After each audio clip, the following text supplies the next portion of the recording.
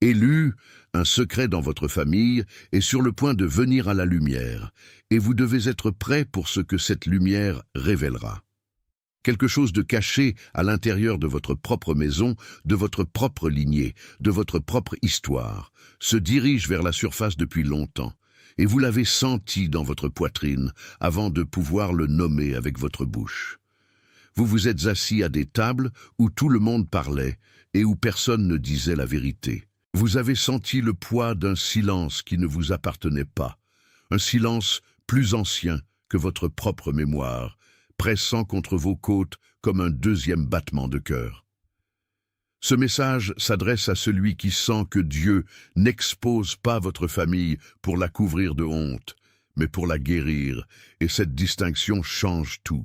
Si vous avez senti que quelque chose dans l'histoire de votre famille est sur le point de changer, sur le point d'être dit, sur le point d'être vu clairement pour la première fois, restez avec cette parole jusqu'à la fin. Si vous avez senti cette lourdeur, sans savoir comment nommer la saison que vous traversez, les 7 principes de CS. Le WIS pour les élus a été écrit pour vous aider à identifier exactement ce que signifie ce genre de moment et pourquoi il résonne si profondément dans votre esprit. Il vous aidera à reconnaître si vous vous tenez dans une saison de révélation, de préparation ou de clôture, afin que vous cessiez de deviner et commenciez à comprendre. Pour accéder à l'e-book, allez maintenant en haut des commentaires et cliquez sur le lien dans le commentaire épinglé.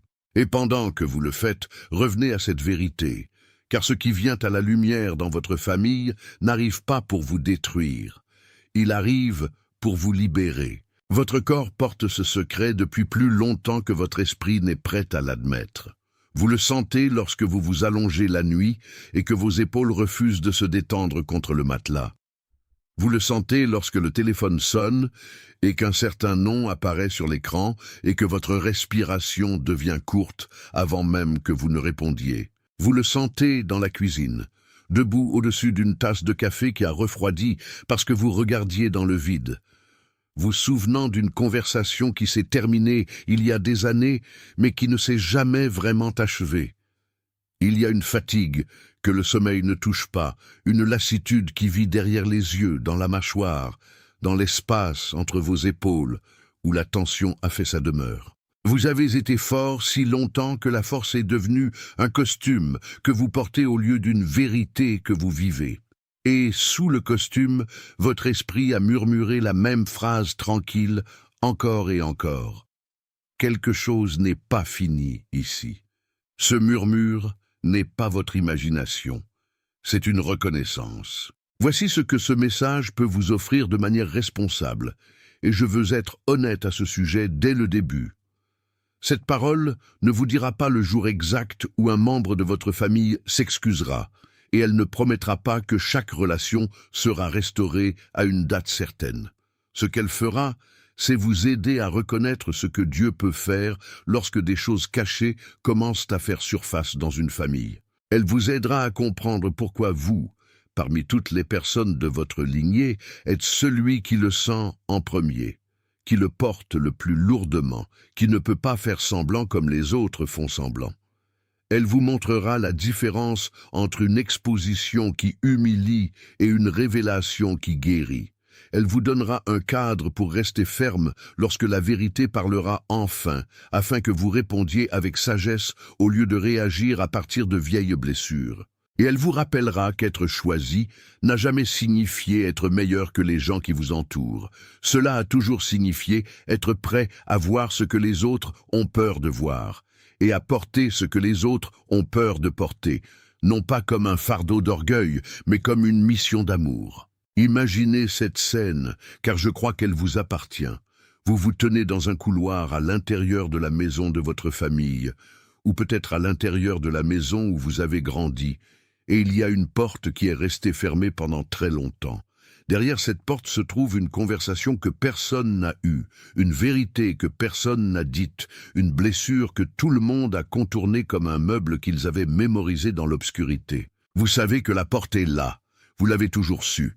Et récemment, vous avez remarqué que la lumière commence à filtrer par l'espace en bas de cette porte, fine et régulière, comme l'aube arrivant à travers un rideau. Votre main a plané près de la poignée pendant des mois, peut-être des années.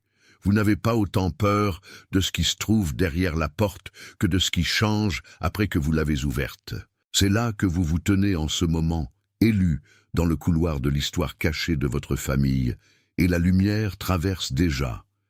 Vous remarquez des choses que votre famille s'est entraînée à ne pas remarquer, et cette sensibilité n'est pas une faiblesse, c'est un appel. Lorsque tout le monde rit à la table du dîner, vous entendez le rire qui sonne creux. Lorsque tout le monde dit que tout va bien, vous sentez le mot « bien » comme une pierre dans votre bouche. Vous avez passé des années à vous demander pourquoi vous ne pouvez pas simplement laisser les choses partir comme les autres semblent le faire. Pourquoi vous portez des questions que personne d'autre ne pose?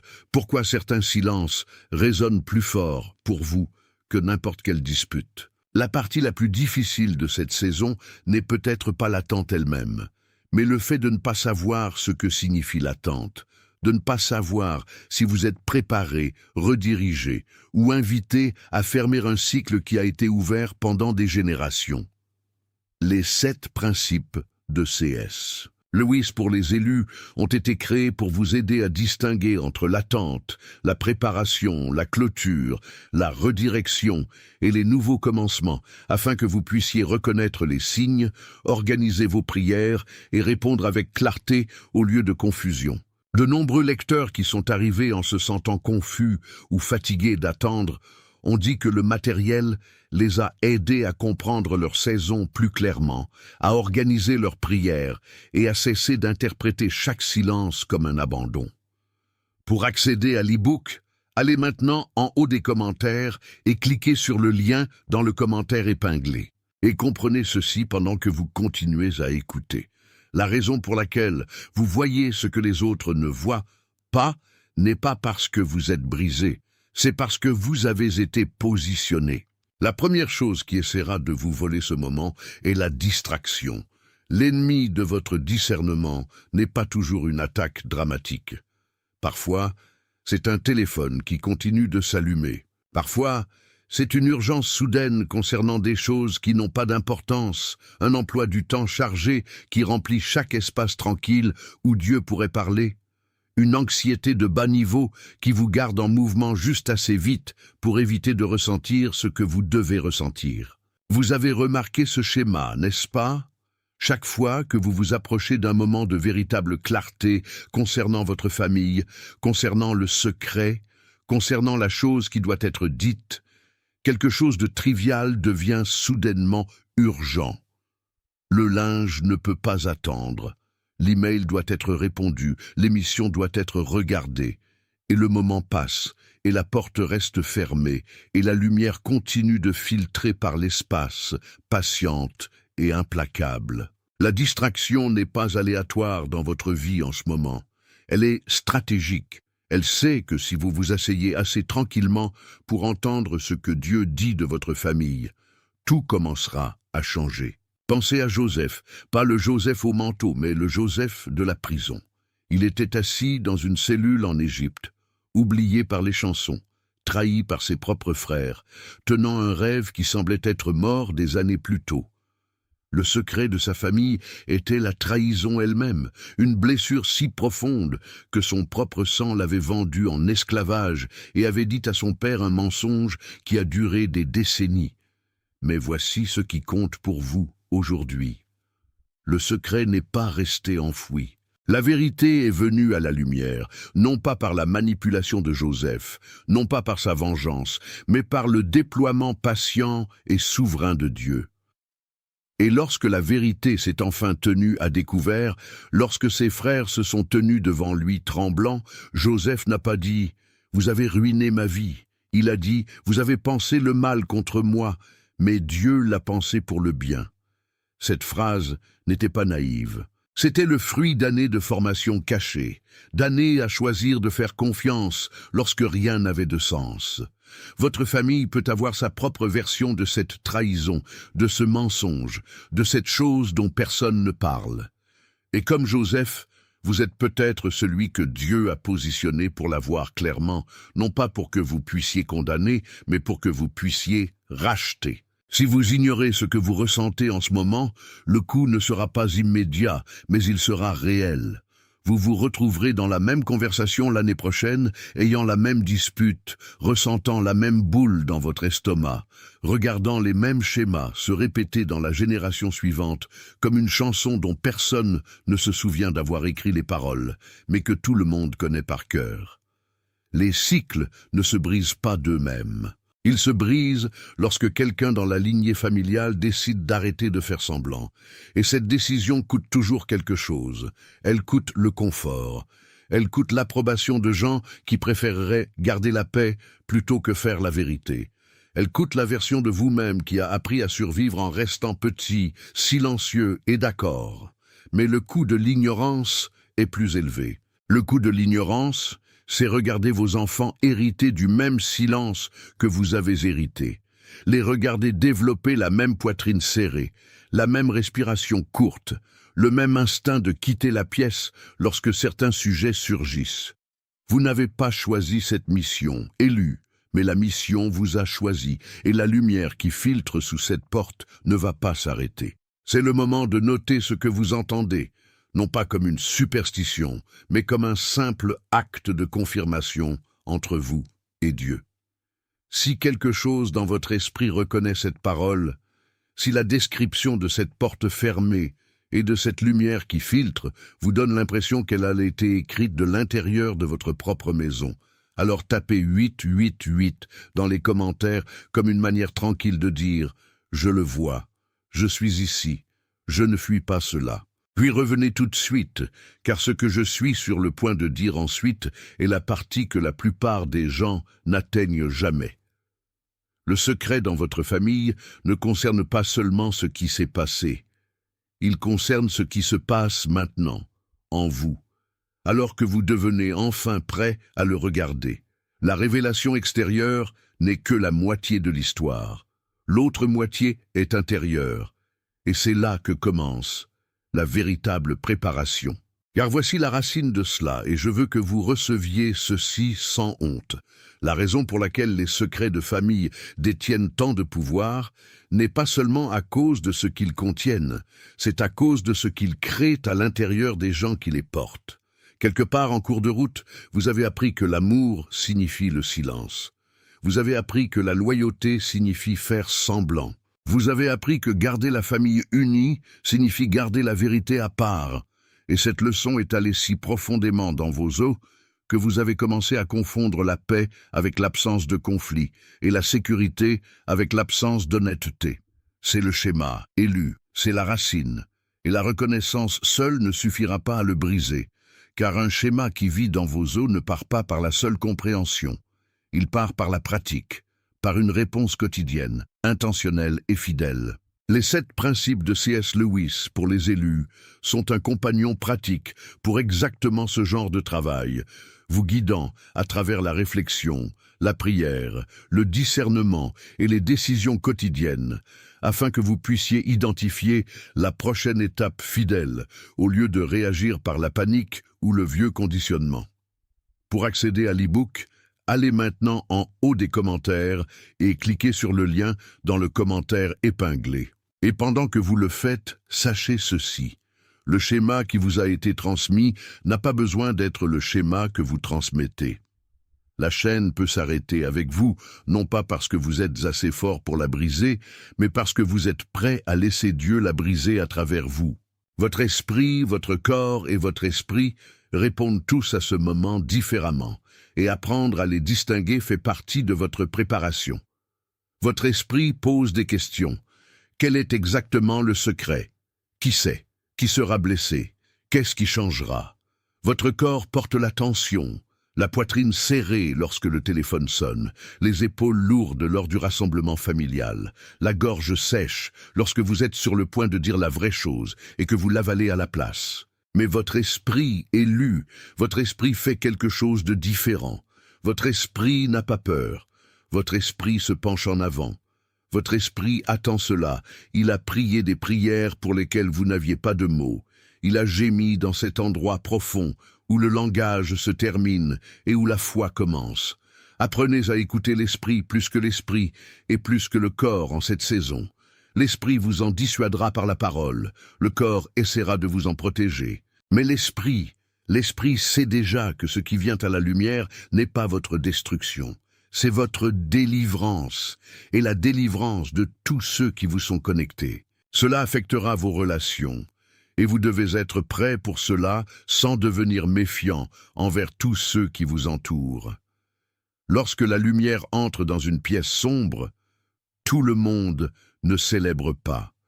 Certaines personnes ont construit toute leur identité autour de l'obscurité, autour de la version de l'histoire qui les garde à l'aise, autour du mythe familial qui explique tout sans exiger que quoi que ce soit change. Lorsque vous commencez à voir clairement, certaines personnes vous appelleront dramatique, certaines vous appelleront déloyal, certaines diront que vous remuez des troubles qu'il valait mieux laisser tranquilles.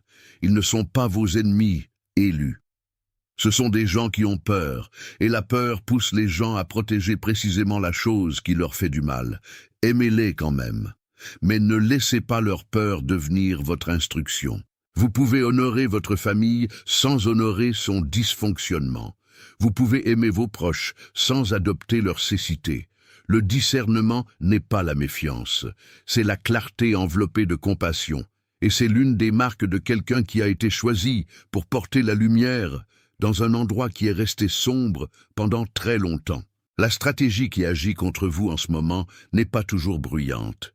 Elle ne s'annonce pas toujours par une crise. Plus souvent, elle agit par le retard, par l'érosion lente de votre conviction, par la suggestion tranquille que peut-être ce n'est pas si grave. Peut-être que vous réfléchissez trop, peut-être que tout le monde a des problèmes familiaux et que les vôtres ne sont pas différents. Elle agit par la fatigue, vous gardant juste assez fatigué pour que l'idée d'affronter quoi que ce soit semble impossible. Elle agit par des urgences mineures, remplissant votre calendrier de choses qui semblent importantes, mais qui ne sont en réalité que du bruit, évinçant l'unique conversation, l'unique prière, l'unique moment d'honnêteté qui pourrait tout changer. Et elle agit par la fausse paix, le genre de paix qui n'est en réalité qu'un engourdissement portant un costume spirituel, vous disant que si vous n'y pensez pas, cela n'existe pas. Mais cela existe. Élu. Le secret est réel, le schéma est réel, et le Dieu qui le fait venir à la lumière est plus réel que les deux. Ne laissez pas le bruit vous convaincre que le signal n'a jamais été là. Il y a un point de tournant qui arrive dans votre histoire, et il a peut-être déjà commencé. C'est le moment où vous cessez de négocier avec la vérité. Vous arrêtez de dire « je m'en occuperai quand les enfants seront plus grands, ou quand les fêtes seront passées, ou quand je me sentirai plus fort, ou quand l'autre personne sera prête ». Vous arrêtez d'attendre la permission de gens qui ne la donneront jamais. Vous arrêtez de demander à Dieu de changer la mission, et commencez à lui demander le courage de la traverser. Ce point de tournant n'est pas dramatique de l'extérieur. Personne d'autre ne remarquera peut-être même qu'il se produit. Il se passe dans la douche, dans la voiture, dans le calme de votre chambre, avant le lever du soleil, au moment où votre mâchoire se desserre enfin, et où votre respiration s'approfondit enfin, et où vous murmurez quelque chose de simple comme « je n'ai plus peur ». Ou peut-être juste « d'accord, Dieu, d'accord ». Ce murmure est la charnière sur laquelle toute l'histoire de votre famille est sur le point de tourner. Le secret vient à la lumière, non pas parce que vous l'avez forcé, mais parce que vous avez enfin cessé de bloquer la porte. Maintenant, je veux vous donner une image, et je veux que vous la teniez soigneusement, car elle portera le reste de cette parole. Pensez à une maison, une vieille maison, le genre dont les murs ont absorbé des décennies de conversations, de rires, de disputes et de silences. À l'intérieur de cette maison, il y a une pièce que tout le monde a dépassée pendant des années sans y entrer. La porte n'est pas verrouillée, mais personne ne l'ouvre. Derrière cette porte, quelque chose est assis dans l'obscurité, quelque chose qui appartient à la famille, quelque chose de vrai, quelque chose qui a été placé là il y a longtemps, par la douleur ou la honte, ou la peur, ou une combinaison des trois. La maison est votre famille, la pièce est le secret. Et la lumière élue, la lumière est ce que Dieu fait en ce moment, lentement, patiemment, inévitablement, comme l'aube remplissant un couloir. La lumière ne défonce pas la porte. Elle n'a pas besoin de le faire. Elle arrive simplement, et tout ce que l'obscurité cachait devient visible, pas tout d'un coup, mais progressivement, comme le matin révèle une pièce qui a toujours été là. À l'intérieur de cette pièce, derrière cette porte, quelque chose s'est formé dans l'obscurité que vous n'attendiez pas. Vous pensiez que la pièce ne contenait que de la douleur, que la chose dont personne ne voulait parler, que la blessure. Mais Dieu a une façon de travailler dans les endroits cachés, d'utiliser l'obscurité même, qui était destinée à détruire quelque chose, pour plutôt développer quelque chose. Pendant que la famille évitait cette pièce, pendant que tout le monde la dépassait et faisait semblant qu'elle n'était pas là, Dieu était à l'intérieur, en train de travailler. Il formait quelque chose en vous, élu, alors même que vous portiez le poids de ce que vous ne pouviez pas nommer. Il développait votre sensibilité, votre discernement, votre capacité de compassion, votre aptitude à vous asseoir avec des vérités difficiles sans vaciller. L'obscurité qui était destinée à vous réduire au silence était en réalité l'endroit où votre voix se formait. Le secret qui était destiné à couvrir votre famille de honte était en réalité le sol où votre courage prenait racine. Vous n'avez pas choisi la pièce, mais Dieu a choisi ce qui pousserait à l'intérieur. Ce qui a gardé cette porte fermée si longtemps n'était pas une seule chose, c'était des couches. C'était la grand-mère qui disait « Nous ne parlons pas de cela ». C'était le père qui changeait de sujet chaque fois que la conversation dérivait trop près. C'était la tante qui souriait trop brillamment et disait « Tout va bien », alors que tout n'était clairement pas bien. C'était l'accord non dit, transmis comme un héritage que personne ne voulait, que certaines choses sont mieux laissées dans l'obscurité. Et peut-être, élu, avez-vous participé à garder cette porte fermée aussi. Peut-être avez-vous appris à changer de sujet, à sourire trop brillamment, à dire « ça va » quand « ça va » était un mensonge. Ce n'est pas une accusation. C'est une reconnaissance que les stratégies de survie sont héritées tout aussi sûrement que la couleur des yeux et les noms de famille. Vous avez fait ce que vous deviez faire pour survivre à l'intérieur d'un système qui punissait l'honnêteté. Mais survivre n'est pas la même chose que vivre, et la saison de simplement survivre à l'intérieur de l'histoire de votre famille touche à sa fin. Maintenant, la porte commence à s'ouvrir, non pas parce que quelqu'un l'a enfoncée, non pas parce que vous l'avez forcée, mais parce que la lumière est devenue trop forte pour que l'obscurité la contienne. Vous pouvez sentir que cela se produit. Une conversation qui se terminait autrefois dans le silence se termine maintenant par une phrase honnête.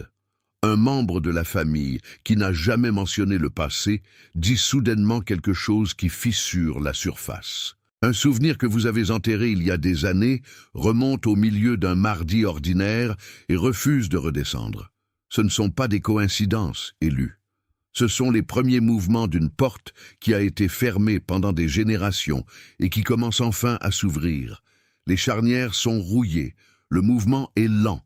Cela ne se produira pas en un moment dramatique. Cela se produira comme l'aube se produit, progressivement, fidèlement, un degré de lumière à la fois, jusqu'à ce que la pièce qui était cachée soit entièrement visible et que rien en elle ne puisse vous blesser comme avant.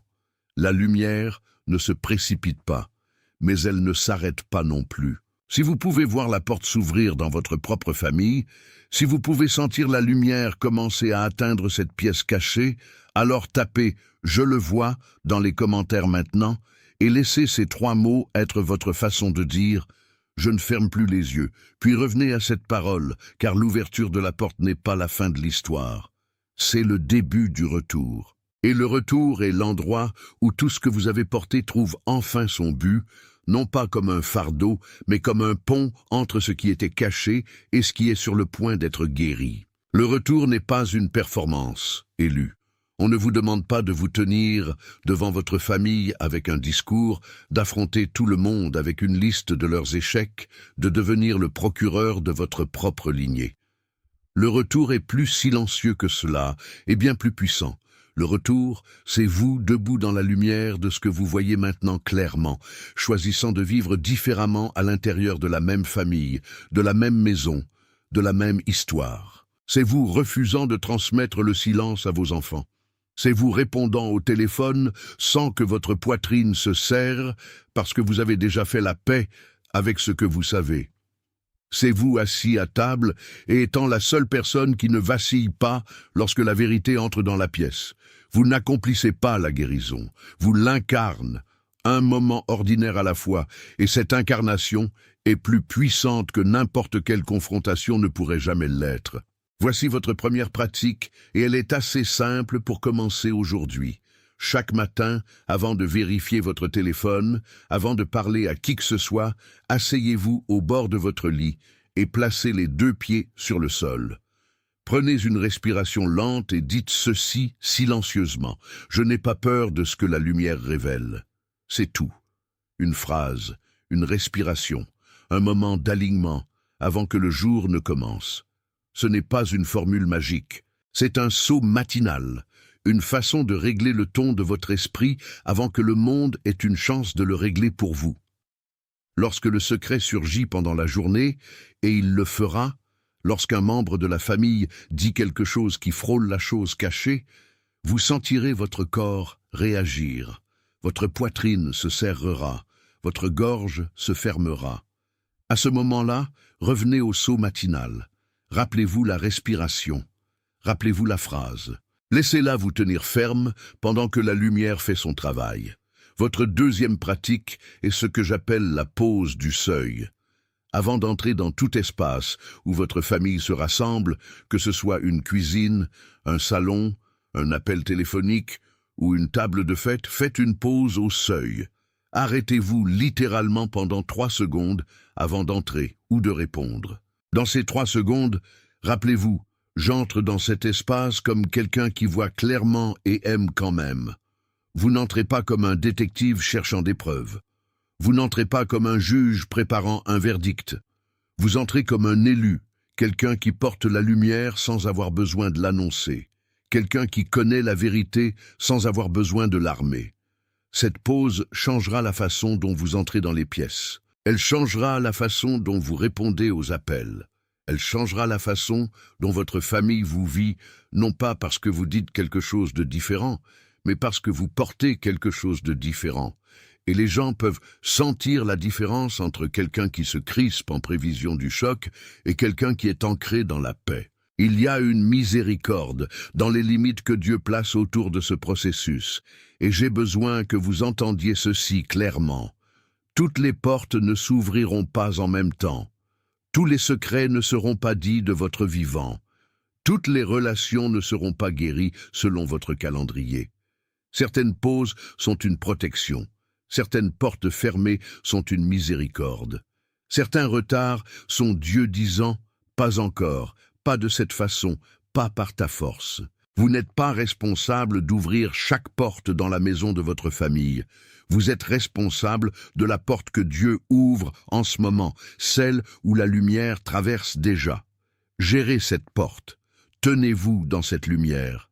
Ne courez pas devant Dieu en essayant d'exposer ce qu'il n'a pas encore choisi de révéler, et ne restez pas en arrière de lui en essayant de garder fermé ce qu'il a déjà choisi d'ouvrir. Le rythme de la révélation est le sien, pas le vôtre, et il y a une paix profonde à faire confiance à ce rythme même lorsque vous ne le comprenez pas. La décision devant vous maintenant n'est pas de savoir si le secret viendra à la lumière. Cette décision appartient à Dieu et elle est déjà en mouvement. La décision devant vous est de savoir qui vous serez quand cela arrivera. Serez-vous celui qui dit « Je l'ai toujours su » avec de l'amertume dans la voix? Serez-vous celui qui dit « Je vous l'avais bien dit » avec de la vindicte dans les yeux? Ou serez-vous celui qui se tient dans la lumière, les mains ouvertes, et dit « Je le vois, et je suis toujours là, et je vous aime toujours, et nous allons traverser cela ensemble ».